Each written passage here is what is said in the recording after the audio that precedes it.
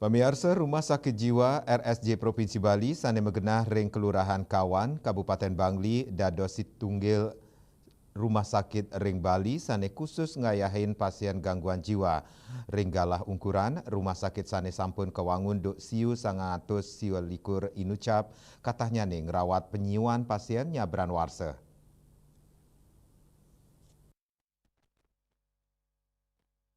Anutin data wilangan pasien gangguan jiwa sane kerawat RSJ Provinsi Bali selami 5 warsa ungkuran kauningin fluktuatif. Selami warsa kalitali siongolas RSJ Provinsi Bali nguningayang ngayahin siu satak 16 diri pasien. Raris ring warsa kalitali kalidase kuentenan pasien kauningin nincap kantos kalitali 100 diri pasien. Raris ring warsa kalitali selikur wenten penadunan inggih punika siut longatak 3 diri pasien.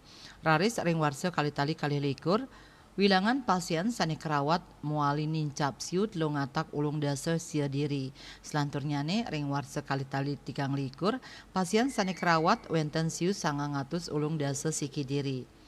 Direktur RSJ Provinsi Bali Dr. Niwayan Murdani Mausang pamidabdab sanesida ngawinang gangguan jiwa akeh pisan. Sili tunggilnyane stresor ring kauripan krama. Wenten taler sangkaning napsa ring sajone ngerawat pasien RSJ Provinsi Bali nyiagayang 303 dasa tempat tidur rawat inap.